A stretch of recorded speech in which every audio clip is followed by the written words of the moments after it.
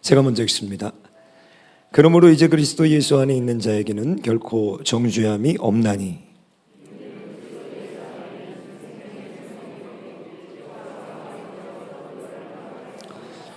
율법이 육신으로 말미암아 연약하여 할 수 없는 그것을 하나님은 하시나니 곧 죄로 말미암아 자기 아들을 죄 있는 육신의 모양으로 보내어 육신의 죄를 정하사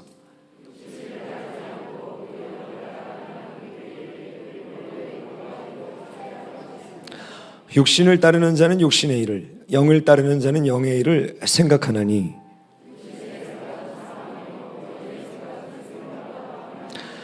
육신의 생각은 하나님과 원수가 되나니 이는 하나님의 법에 굴복치 아니할 뿐 아니라 할 수도 없음이라. 만일 너희 속에 하나님의 영이 거하시면 너희가 육신에 있지 아니하고 영에 있나니 누구든지 그리스도의 영이 없으면 그리스도의 사람이 아니라.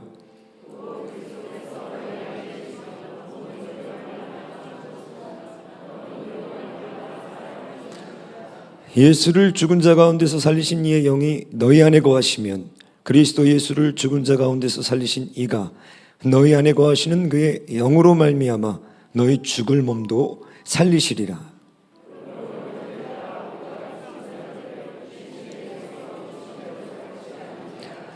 너희가 육신대로 살면 반드시 죽을 것이로되 영으로서 몸의 행실을 죽이면 살리니.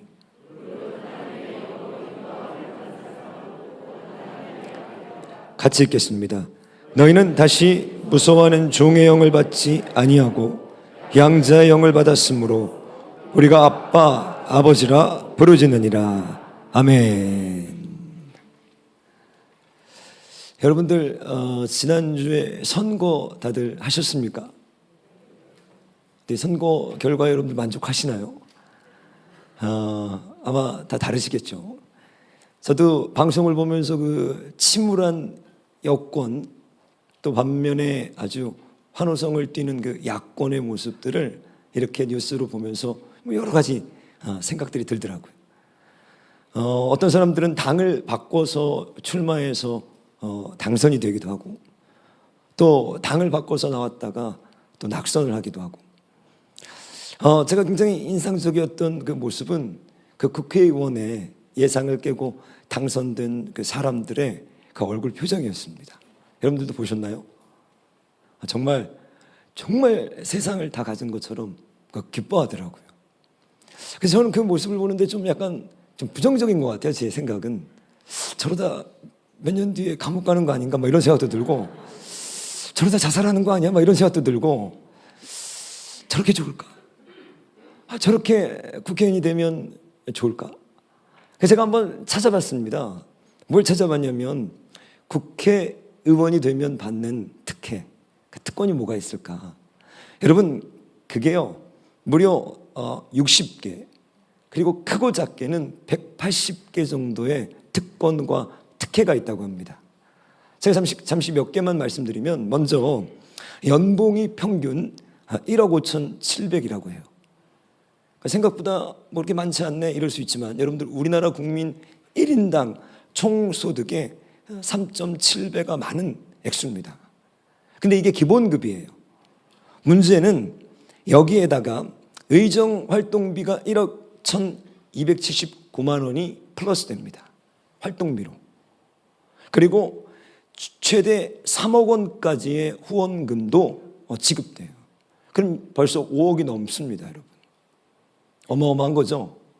왜 국회의원이 되려고 하는지 조금 이제 이해가 되시나요?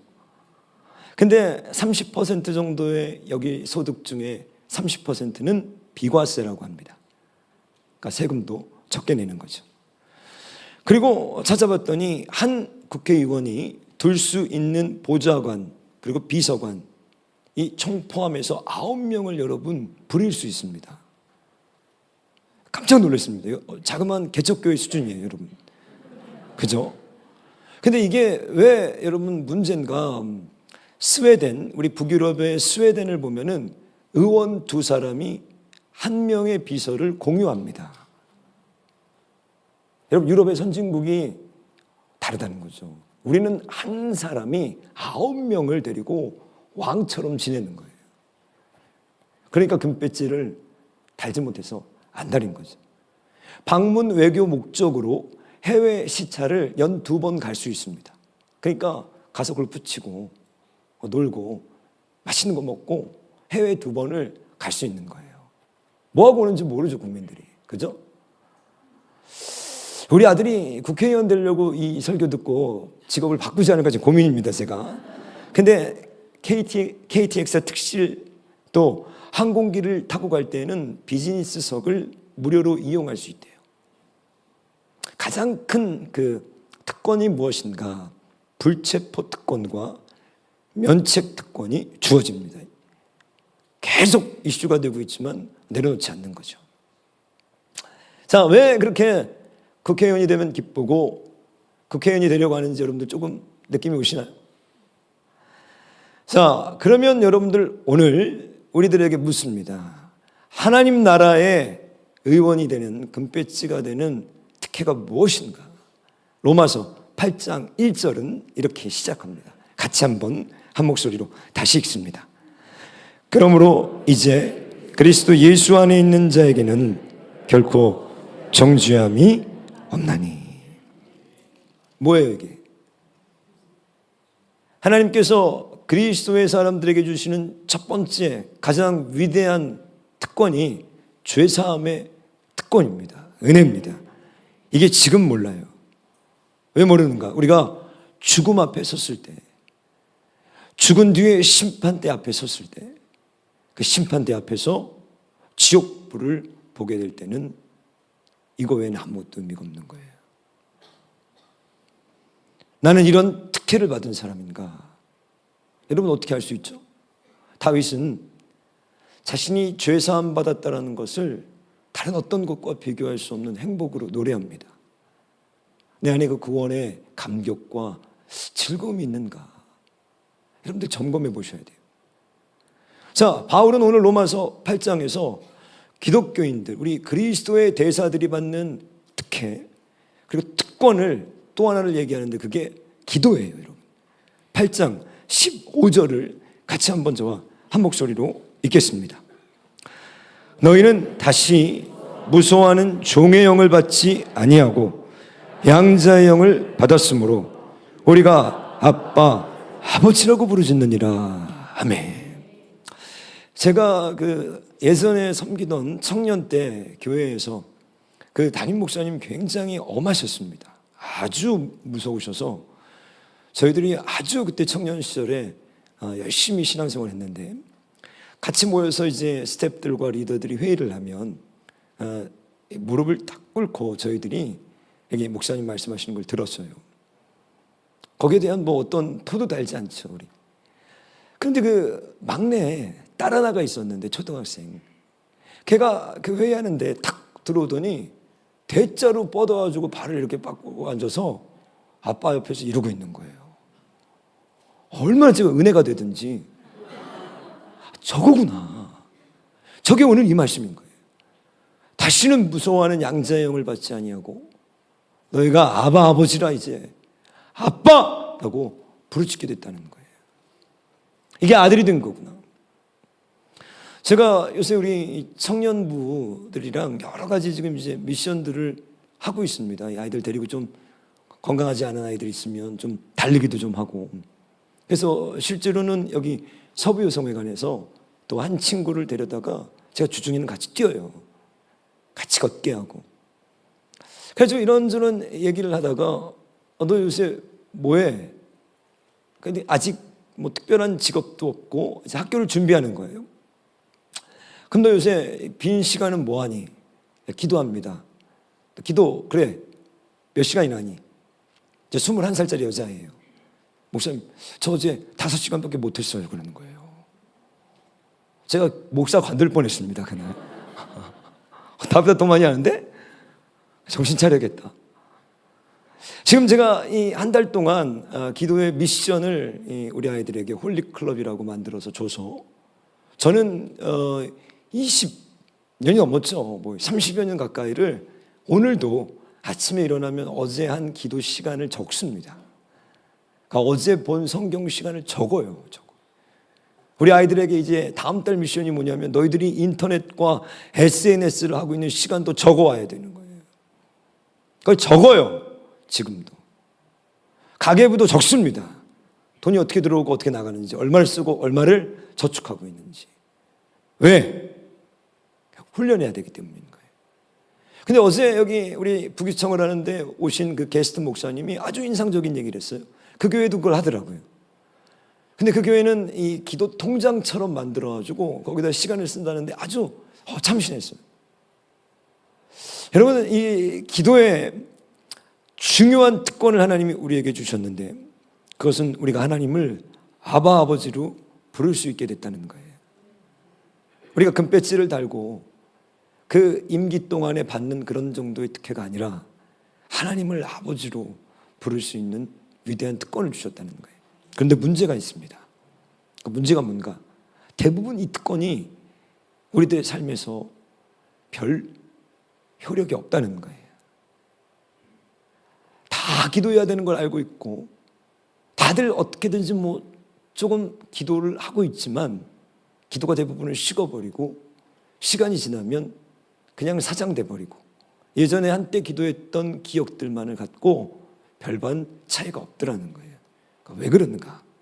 왜 이 위대한 특권들이 우리에게는 별반 능력이 없는가? 그 이유를 하나님께서 이사야 1장에서 얘기하고 계십니다. 같이 한번 1장 15절을 읽겠습니다. 너희가 손을 펼 때에 내가 내 눈을 너희에게서 가리고 너희가 많이 기도할지라도 내가 듣지 아니하리니 이는 너희의 손에 피가 가득함이라. 자, 너희들이 많은 기도를 해도 난 듣지 않을 거다. 너희들이 기도하면 나는 눈을 가릴 거야.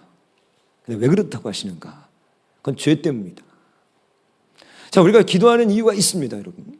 병 낫기를 위해서도 기도해야 돼요. 문제가 있으면 기도해야 돼요. 우리가 하나님 앞에 해결받아야 되는 특별한 이슈들이 있으면 기도해야 됩니다. 그런데 기도의 가장 큰 목적은 무엇인가? 하나님과 가까워지기 위한 거예요. 그것을 막는 것이 죄라는 거예요. 그러니까 기도를 많이 해도 사실상 역겨울 수 있다는 거예요. 무엇을? 죄를 버리지 않으면. 그래서 하나님께서 우리에게 주신 이 특별한 특권을 누리기 위해서는 첫 번째, 기도를 통해서 죄를 깨달아야 됩니다. 우리가 기도를 통해서 하나님 앞에 나아가기 위해서는 기도의 장애물들을 제거해야 되는데 첫 번째는 기도를 통해서 죄를 깨달아야 돼요. 사무엘하 21장 제가 1절을 한번 여러분들에게 읽어드리겠습니다. 여기 보시면 다윗의 시대에 해를 거듭하여 3년 기근이 있으므로 다윗이 여호와 앞에 간구하매 여호와께서 이르시되 이는 사울과 피를 흘린 그의 집으로 말미암음이니 그가 기브온 사람을 죽였기 때문이니라 하시니라. 이렇게 나와요. 자, 이 본문은 제가 얼마 전에도 한번 설교를 한 적이 있습니다. 이 본문은 다윗의 시대에 3년 연속 기근이 들자 다윗이 하나님께 기도하기 시작한 거예요. 자, 여러분, 기근이 들었다라는 건 당시 고대 근동에서는 치명적입니다. 근데 3년을 비가 내리지 않았다는 것은 완전 치명적인 거예요. 완전 죽게 된 거예요, 여러분. 그때 다윗이 뭘 했는가? 기도를 합니다. 근데 기도를 하자 알게 된 거예요. 그게 뭐냐면 이 이유가 있다는 거예요. 원인이 있다는 거예요. 그건 너의 전 왕이었던 사울이 원래 이스라엘과 조약을 맺어서 죽이면 안 되기로 약속을 맺었던 기브온 사람들을 사울이 그냥 숙청했다는 거예요. 하나님이 이 일에 진노하셔서 지금 이스라엘을 징계하셨다는 겁니다.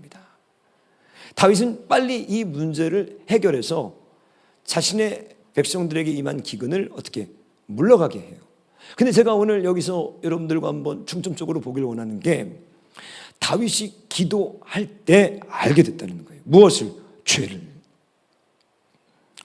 어떤 탈북자가 이 한국에 오셔가지고 남한에 오셔서 하나님을 믿고 이분이 회심하게 됐어요.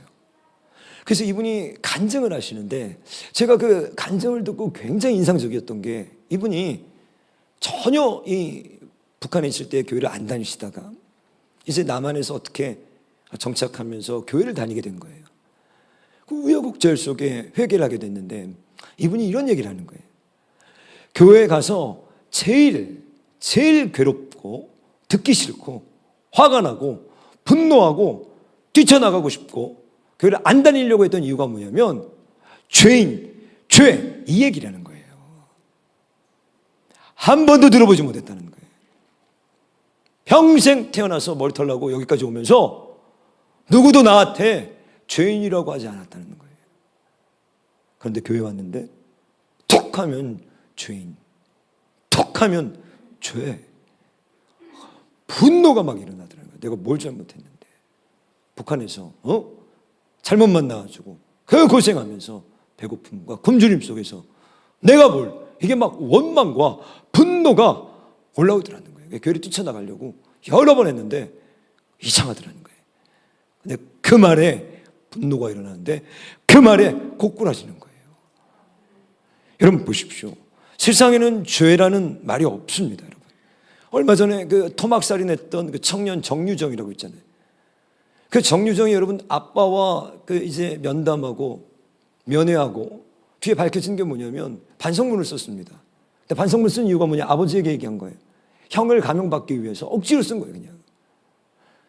지금 멀쩡한 사람을 불러다가 토막내서 죽이고 그걸 걸려가지고 감옥에 들어왔는데 모르는 거예요. 뭐가 내가 죄인이라는 거예요. 그리고 분노했다고 합니다. 아버지한테. 할아버지가 지금 수색 영장 나와가지고 자기 구속되고 수속했을 때 자기 방을 안 치워놨다는 거예요. 결정적인 증거물들이 있는데. 자, 반성문을 써서 지금 형량을 줄이려고 하고 있지만 마음 깊은 곳에서는 뭐예요? 전혀 죄에 대한 가책이 없다는 거예요. 이게 우리 모습이에요, 여러분. 하나님의 빛이 비추지 않으면, 성령의 빛이 비추지 않으면, 하나님의 말씀의 빛이 비추지 않으면 죄라는 걸 몰라요, 우리가. 완전히 몰라요. 세상에는 있지도 않습니다. 교회 가도 못 들어요. 저도 교회 가서 회개라는 말을 들을 때까지 20년 걸렸습니다. 설교에서 안 들려요. 안 해요. 그런 얘기를 안 해요. 죄에 대한 얘기가 없어요. 여러분, 성경은 뭐라고 하는가? 잠언 21장 2절을 보시면 같이 한번 읽겠습니다. 같이 읽습니다. 사람의 행위가 자기 보기에는 모두 정직하여도 여호와는 마음을 감찰하시느니라. 문제는 우리가 봤을 때 다 자기 자신을 정직하게 보고 있다는 거예요. 내로남불인 거예요. 우리는 우리 자신들을 모두 어떻게 해요? 우리 자신들을 모두 의롭게 보고 있다는 거예요. 그런데 문제가 있습니다. 그게 뭔가 타인에 대해서는, 타인의 죄에 대해서는 기가 막히게 알아요. 자, 내가 토막살인을 해도 모릅니다, 여러분. 뭘 잘못했는지. 그리고 원망해요. 부모를 잘못 만났다. 억울하다. 그런데 남은 요만한 티를 아는 거예요, 죄를. 이게 우리가 그렇게 본성적으로 되어 있습니다. 예수님 뭐라고 그러십니까? 눈에 들보, 자신의 눈에 들보는 못 보는데 남의 티는, 이게 저도요 너무 잘 보여요. 남의 거는 목사니까 더 잘 보여요. 근데 내게 안 보여요. 제가 어느 날 여기 이 태블릿을 갖고 나왔는데 여러분 잘 모르세요. 근데 어느 날 제가 포스트잇에다가 몇 가지를 썼어요. 그 몇 가지 썼는 게 뭐냐면 1번 원고에 있는 말만 할 것, 2번 눈 자주 깜빡거리지 말아라, 막 이렇게 몇 개를 썼어요. 3번 그리고요, 글쎄 정신없어서 이 태블릿 커버를 뒤로 돌린 다음에 딱 왔는데 그게 여기 붙어 있었습니다. 설교 내내 저는 하나도 못 받고 그날 방송을 가서 봤는데 여기 뒤에 눈 깜빡거리지 말 것, 원고대로 할 것, 이거를 모든 사람들에게 보여주고 있는, 얼마나 창피하던지 제가 쓴 포스트잇이, 저는 설교 내내 그게 어디 있는지도 모르고 방송을 보니까 뒤에 포스트잇이 나와 있는 거예요. 저는 그게 내 모습이구나. 몰라. 내 모습을 모르는 거예요. 그래서 요한복음 16장 8절에서 예수님 이렇게 말씀하십니다. 성령이 와야 되는데, 보혜사가 와야 되는데, 또 다른 성령 보혜사가 오시면 그가 와서 죄에 대하여, 의에 대하여, 심판에 대하여 세상을 책망하시리라. 오늘도 뭡니까? 로마서 8장 성령 안에 있으면, 성령의 인도함을 받는 자들은 너희들이 기도하면, 성령이 역사하시면 뭐라고요? 그때 죄를 깨닫게 되는 거예요. 기도하고 성령이 역사하시면 그때 죄를 보게 되는 거예요. 여러분들이 영적인 기도에 대한 오해들을 많이 합니다. 여러분, 영적인 기도가 뭐죠? 영으로 기도하는 기도, 영으로 호흡하는 기도. 거기에 대한 책들이 많이 나와요. 사람들이 막 간증을 합니다. 유튜브에 들어가지고 보면요, 그런 사람들의 이 설교들을 많은 사람들이 또 들어요. 사람들을 쓰러뜨리고 와가지고 막 예언들을 해주고 환상을 하고. 아니에요. 요한복음 16장을 보시면 영으로 하는 기도, 성령으로 하는 기도는 방언, 예언, 환상 이런 게 아니라 회개하는 거예요. 이게 영으로 하는 기도입니다. 여러분들이 영으로 기도를 하면요, 여러분들의 죄와 허물들을 깨닫게 돼요. 여러분이 영으로 기도를 하면 성령이 오셔서 책망하시기 시작해요. 성령이 여러분들의 숨겨놨던 은밀한 죄들을 들춰내기 시작해요. 그게 영으로 하는 기도예요. 영으로 하는 기도는 특별한 방언을 하거나 사람들이 못 알아먹을 특별한 지식들을 받는 것이 아니라 내 안에 숨겨진 것들, 죄의 욕구들을 성령께서 들춰내시는데 그게 영으로 하는 기도입니다. 기도로 먼저 죄를 발견했다면 오늘 본문 말씀을 보시면 그 다음에는 기도로 이 육의 생각들을 죽여야 됩니다. 이번 이 총선 얘기를 잠깐 아까 제가 말씀드렸는데 여러분들도 잘 보셨지만 이 여당이 108석을 차지했습니다. 총 국회가 300석이죠. 그러니까 192석이 지금 야당입니다. 이게 1987년 대통령 직선제가 시작된 이후에 임기 내내 여소야대로 가는 첫 번째 케이스라고 해요. 이걸 제가 기사들을 보니까 이제 식물 정권이다 이런 표현을 쓰더라고요. 뭐냐, 대통령이 본인의 권력으로 본인의 위치에서 할 수 있는 것이 제한이 많이 된다는 거예요. 왜? 제가 찾아봤더니 여러분 이렇습니다. 300석 중에 절반인 150석, 151석, 이게 과반수죠. 151석을 차지했을 때 어마어마한 권한들이 주어져요. 단독으로 예산안을 처리할 수 있고 각종 법안, 그리고 임명동의안 통과가 가능합니다. 국무총리, 헌법재판관, 그리고 대법관, 어마어마한 거죠. 151석이 과반수만 넘어가면, 그리고 국회의장과 주요 상임위원회 위원장을 확보할 수 있습니다. 그러니까 당에서 한 사람이라도 더 어떻게 해서든지 의원, 의석을 차지하려고 하는데, 여러분 180석을 차지했을 때 이제는 입법의 폭주가 이루어진다는 거예요. 거의 다 할 수 있다는 거예요. 그럼 대통령은 뭐 할 수 있는가? 거부권 행사할 수 있습니다. 자, 국회에서 법을 만들어서 통과, 그럼 대통령이 거부, 다시 돌아가요. 다시 또 법안, 또 거부. 지금 계속 거부권이 나오고 있죠. 그러니까 뭐예요? 둘 다 못하는 거예요 지금. 200석, 3분의 2인 200석이 넘어가면요, 개헌이 가능해지고 대통령 탄핵 소추도 가능해지고 국회의원 제명이 가능해집니다. 이번에 200석을 가까스로 막았다고 안도하잖아요. 자, 200석이 넘어가면 이제 이런 일들이 벌어지는 거예요. 자, 저는 지금 여야 누구의 편을 들려고 하는 게 아니라 오늘 본문이 여러분 이 말씀입니다. 오늘 5절 말씀 보세요. 5절 말씀을 보시면 우리 5절 한번 같이 읽겠습니다. 육신을 따르는 자는 육신의 일을, 영을 따르는 자는 영의 일을 생각하나니. 또 7절 같이 한번 읽습니다. 육신의 생각은 하나님과 원수가 되나니 이는 하나님의 법에 굴복하지 아니할 뿐 아니라 할 수도 없습니다. 자, 여야가 있습니다. 이상하죠? 좋은 법안이 나왔으면 여야를 물러나고 다 통과해야죠. 이게 너무너무 좋은 법이다. 이게 우리나라를 살리는 법이다. 이게 국민들을 살리는 법이다. 그러면 여든 야든 다 300석이 동의해서 다 통과해야 되는데 그게 의미가 없는 거예요.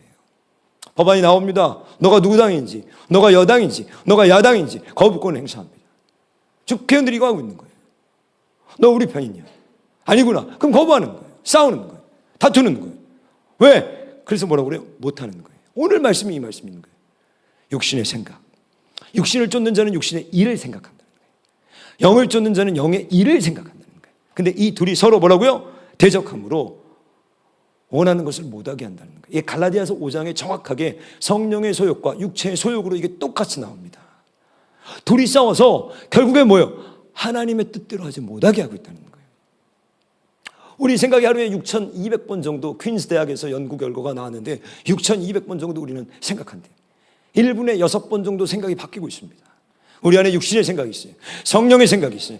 우리가 예수를 믿고 회개하고 돌이키면 성령님이 우리 안에 거하시기 시작하면서 성령의 생각들을 주시는데 이게 육신의 생각과 전쟁하기 시작하는 거예요. 과연 몇 석을 성령의 생각이 차지하느냐? 그게 이슈인 거예요.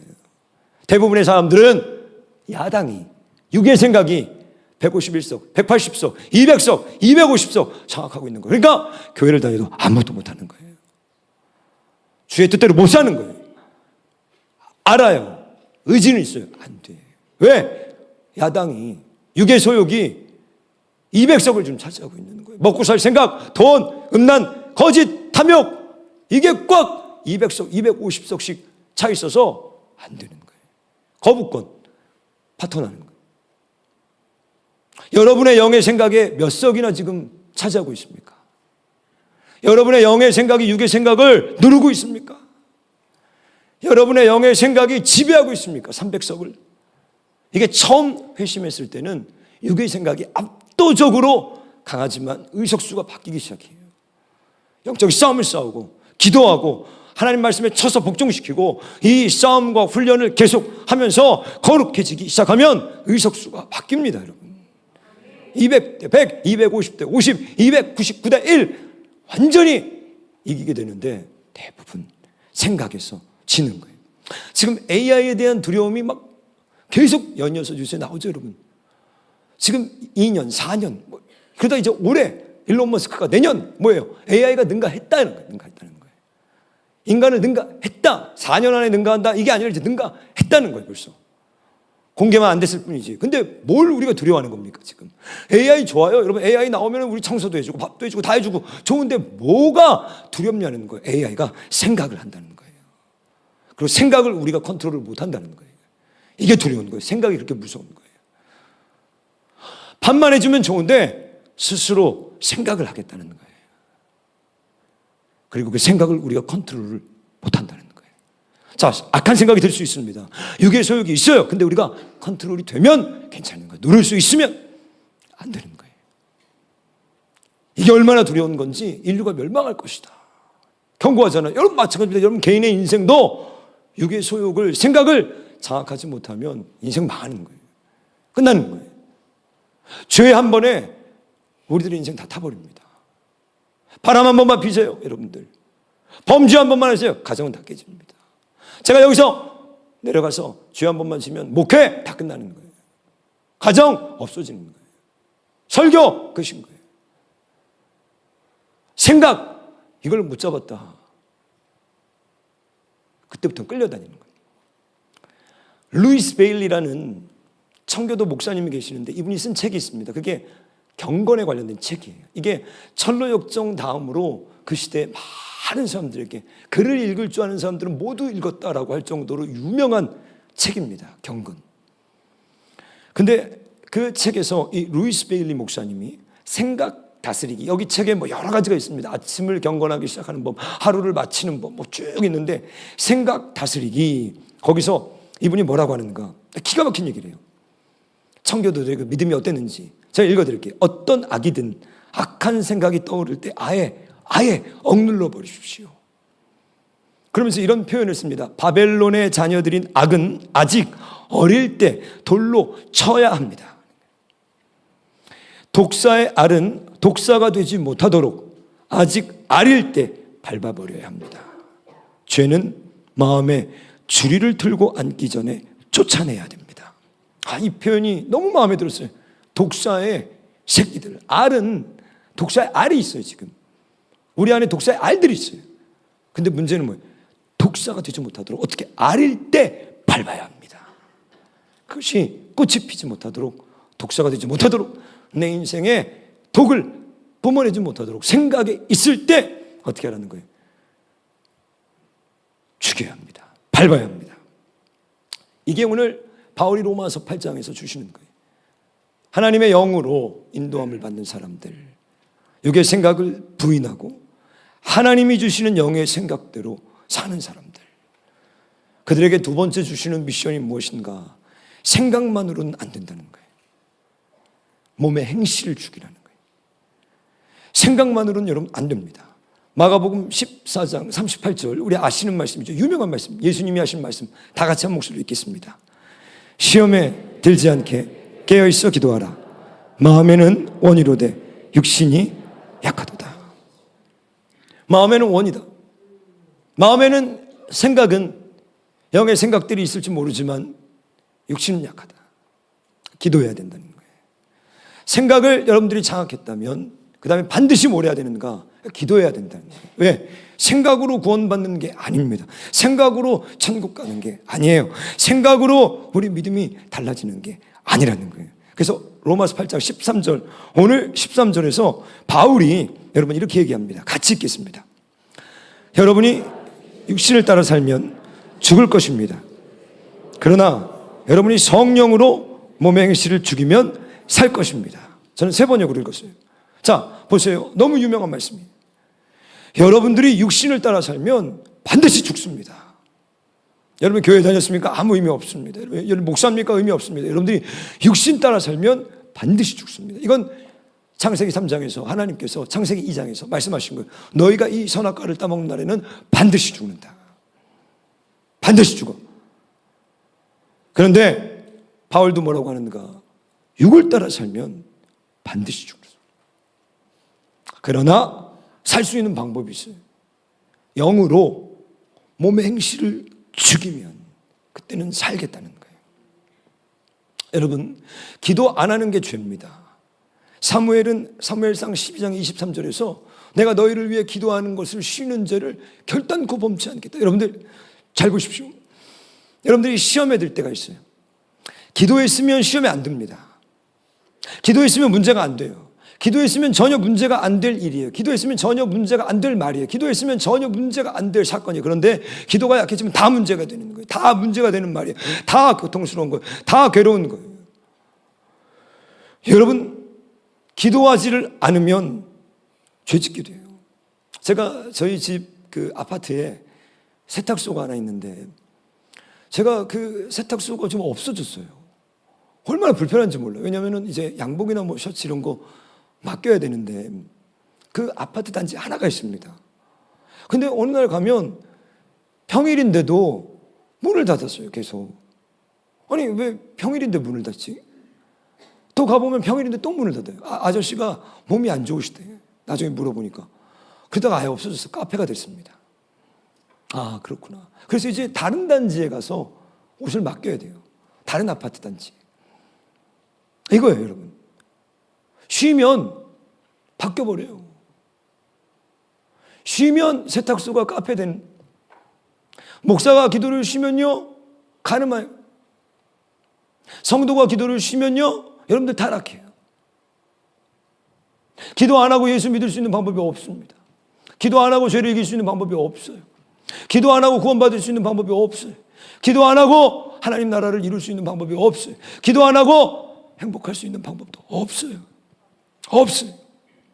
레오나드로 레이븐 힐이라는 목사님이 있습니다. 유명한 목사님. 이분이 이 시대의 마지막 선지자라고 불렸는데 1907년 평양 대부흥이 있을 때 이분은 출생하셨어요. 영국에서 23살 때 영국의 가장 큰 교회를 이분이 목회하셨습니다. 23살 때. 탁월했죠. 근데 10년을 이분이 길에서 잠을 잤습니다. 기도하면서 10년을 거리에서 홈리스가 아니라 하루에 이분의 일화를 보면 6시간씩 기도를 하셨는데 어디서 기도를 했는가? 한밤중에 길거리에서 잠을 자면서 그때 영화관 술집 앞에서 기도하면서 잔 거예요. 그리고 사람들이 영화를 다 보고 나오면 밤에 새벽에 나오면 그때 그들에게 전도했는데 그가 설교하면 전도하면 깡패와 창기들이 회심하고 돌아왔다고 합니다. 마지막 선지자. 그분이 쓴 책 중에 부흥의 세대여 통곡하라 이런 책이 있는데 거기서 이분이 뭐라고 하시는가 이렇게 얘기해요. 죄를 짓는 사람은 기도를 중단할 것이고 기도하는 사람은 죄 짓기를 중단할 것입니다. 자, 죄를 짓는 사람은 기도를 중단할 거고 기도하는 사람은 죄 짓는 것을 중단할 것입니다. 여러분, 술 마시면서 기도 못합니다. 어떤 분이 술에 취해서 늘 그렇게 살다가 아내의 전도를 받아서 교회에 왔어요. 술 마시고 교회를 왔는데 갑자기 성령님이 역사하셔서 방언을 하게 된 거예요. 그럼이 뒤집어졌습니다. 장로가 됐습니다. 변화가 됐습니다. 술을 끊었습니다. 새 사람 됐습니다. 이 하나님의 기회예요. 그런데 여러분, 술 또 먹으면 기도의 자리에서는 사라지는 거예요. 여러분, 바람 피면서 기도 못합니다. 여러분, 거짓말하면서 기도 못해요. 여러분, 도박하면서 기도 못합니다. 여러분, 음란한 거 보면서 기도 못해요. 집에서 음란물 같은 거 보면서 와서 기도할 수 있죠. 몇 번 할 수 있어요. 그런데 둘 중에 시소처럼 하나는 반드시 못하게 돼 있어요. 한두 번은 동시에 갈 수 있습니다. 한두 번은 동시에 할 수 있어요. 여러분들이 불순종하면서 놀 거 다 놓으면서 기도 못해요. 잠깐 할 수 있을지 모르지만 여러분의 기도는 시들어 버릴 거예요. 그래, 나도 옛날에 그렇게 기도했었지. 죄가 이기거나 기도가 이기거나 둘 중에 하나는 거예요. 죄는 우리들의 기도를 시들게 할 겁니다. 죄는 우리들의 기도에 찬물을 끼얹을 거예요. 그런데 기도가 번성하기 시작하면 죄는 자취를 감추기 시작합니다. 기도가 뜨거우면 죄는 자리를 잡지 못하게 돼요. 명심하십시오. 여러분들의 기도의 자리를, 여러분들의 기도의 무릎을 오늘 점검하십시오. 내가 불처럼 뜨겁게 하나님 앞에 눈물로 애통하며 통곡하며 오늘 엎드릴 수 있는가, 엎드리고 있는가, 내 기도의 자리에 불이 있는가, 내 기도의 자리에 하나님의 은혜가 있는가, 아니면 나는 지금 어느 자리에서 무엇을 하고 있는가. 오늘 우리 다 같이 기도할 때 성령님께 먼저는 우리 자신의 죄를 깨닫게 하여 주시옵소서. 내 죄를 깨닫게 하시고 내 안에 악한 생각들을 먼저는 죽이고 우리 몸의 행실을 기도로 죽이는 저와 여러분 되시길 주님의 이름으로 축원합니다. 우리 함께 기도해. 우리 준비한 예물 올려드리시면서 우리 함께 기도해. 우리 찬양하며 이 시간 기도합니다.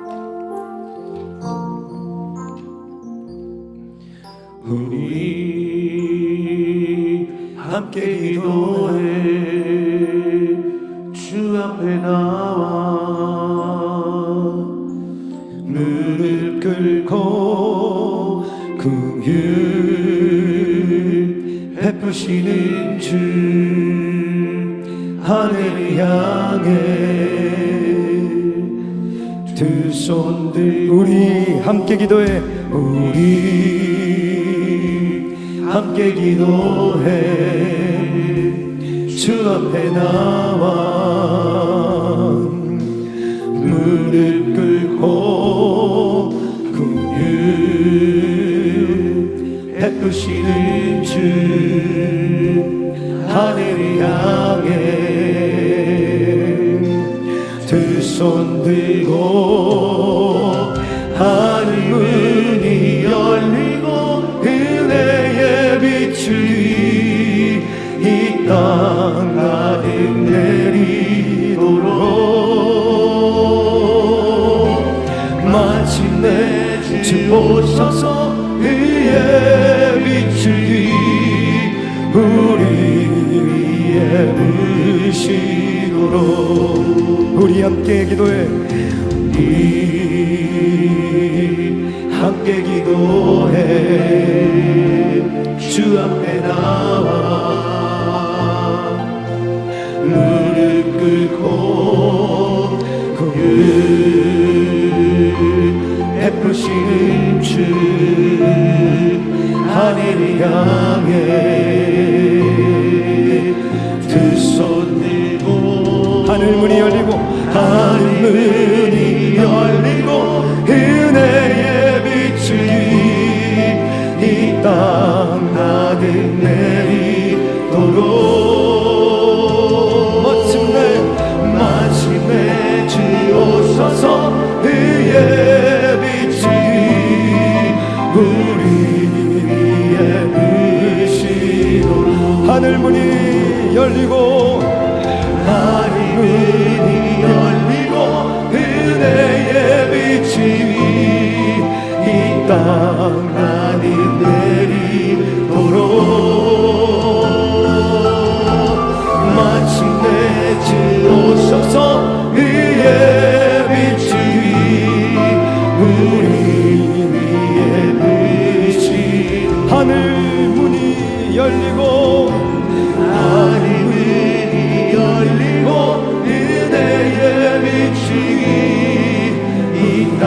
땅 가득 내리도록 마침내 주오셔서 의의 빛이 우리 위에 부으시고 하늘 문이 열리고 의의 빛이 이 땅 가득 내리도록 마침내 주 오셔서 의의 빛이 우리 위에 십자가의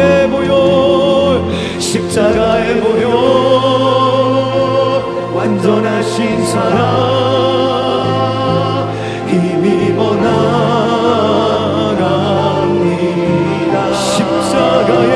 십자가의 보혈 완전하신 사랑 힘입어 예배하 십자가의 보혈 완전하신 사랑 힘입어 나갑니다. 십자가의 보혈 완전하신 사랑 힘입어 예배합니다. 힘입어 예배합니다.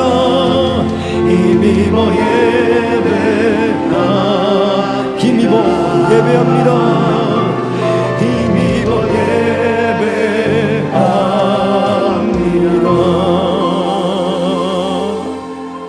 하나님, 저희들이 이제 기도합니다. 오늘 이곳에서 탄식하며 기도할 때 기도의 불을 내려주시옵소서. 죄를 태우는 성령의 불을 내려주시옵소서. 다시는 죄의 종로로 가지 않게 하여 주시옵시고 우리의 기도의 무릎이 거룩한 무릎이 되어서 불과 같이 타오르게 하여 주시옵소서. 주신 예물 하나님 나라를 위하여 귀히 쓰여지게 하소서. 이제는 우리 주 예수 그리스도의 은혜와 하나님 아버지의 사랑과 성령 하나님의 감화 감동 교통 역사하심이 오늘 회개하며 애통하며 하나님 앞에 부르짖는 귀한 권속들 가운데 이제로부터 영원토록 함께 계시기를 축원하옵나이다. 아멘. 우리 들으신 말씀 기억하시면서 우리 주님 이름 한번 부르며 동성으로 기도합니다. 주여 기도합니다. 죄를 보게 하여 주시옵소서. 눈을 열어서 죄를 보게 하여 주시옵소서. 성도 여러분들, 우리 이 시간에 기도합시다. 나의 눈을 열어서 나의 악함을 거짓을 보게 하여 주시옵소서. 내 안에 타락한 아버지 하나님 정욕과 욕심을 보게 하여 주시옵소서. 성령 하나님 입술의 독과 거짓들을 보게 하여 주시옵소서. 아버지 하나님이 이사야가 보았던 우리 주님의 귀한 형상과 우리 마음속에 숨겨진 악들을 보게 하여 주시옵소서. 여기 회개와의 통의 역사 일어나게 하여 주시옵소서. 이제 손을 펴서 기도할 때 하나님께서 말씀하시고 치유하시고 회복시키시며 오늘 성령 하나님의 역사 귀한 기름 붓는 그날 되게 하여 주시옵소서. 예수님의 이름으로 기도하였습니다. 십자가의 보혈 완전하신 사랑 힘입어 나갑니다. 십자가의 보혈 완전하신 사랑 힘입어 예배합니다. 내 죄를 씻기 위하여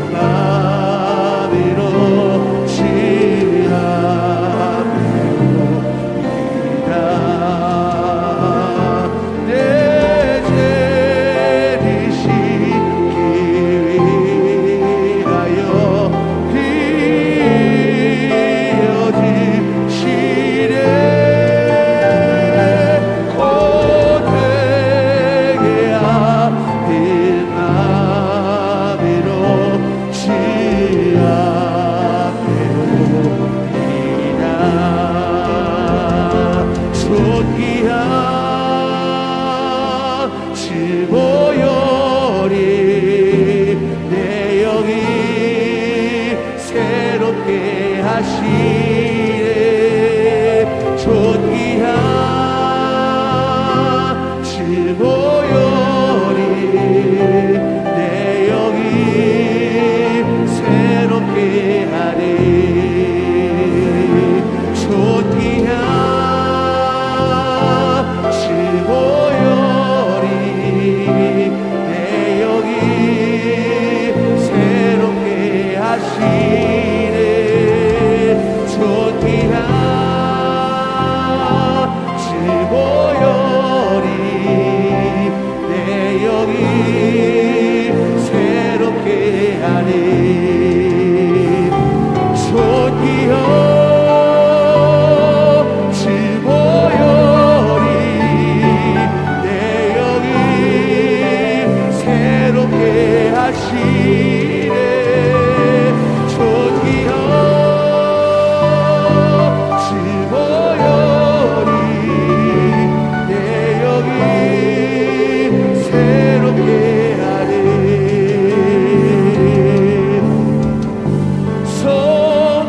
성령이여